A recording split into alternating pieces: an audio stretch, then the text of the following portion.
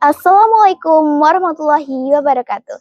Hai everyone, perkenalkan nama saya Renata Sheila Dwi Ramadhani dari kelas 8A.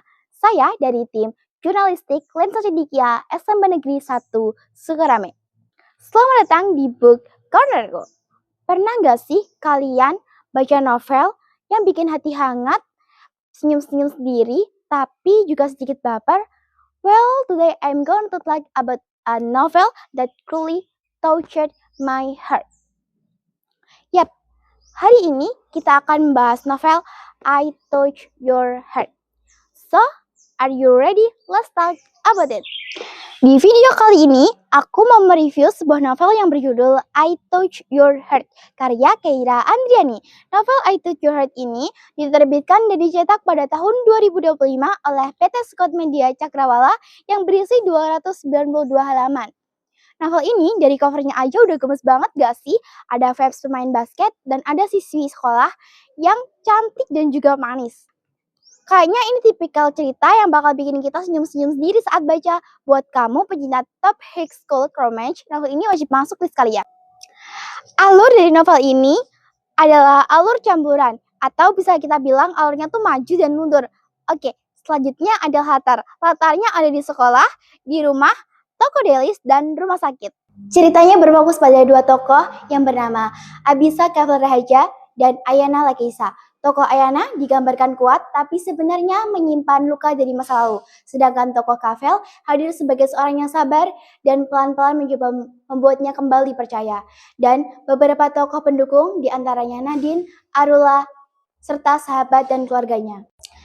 Awalnya, mereka sering mengalami kesalahpahaman karena Kafel yang tengil, yang suka mengganggu Ayana, dan latar belakang yang berbeda. Jadi, hubungan mereka nggak berlangsung dengan baik. Seiringnya waktu, mereka mulai saling memahami, tapi tentu saja hubungan mereka nggak lepas dari konflik. Seperti rasa yang tidak percaya, takut kehilangan, dan juga pengaruh dari lingkungan sekitar. Bagian yang paling menarik menurutku adalah saat konflik mulai memuncak, karena di situ emosi tokohnya lebih dalam.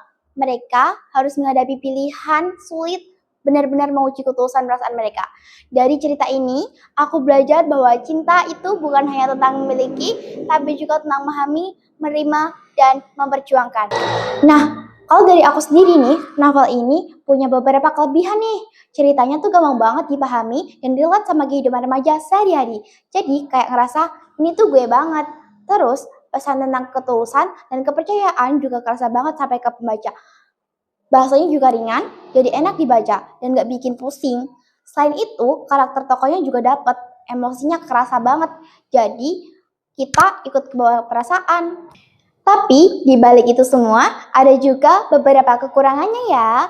Di beberapa bagian alurnya agak gampang ditebak.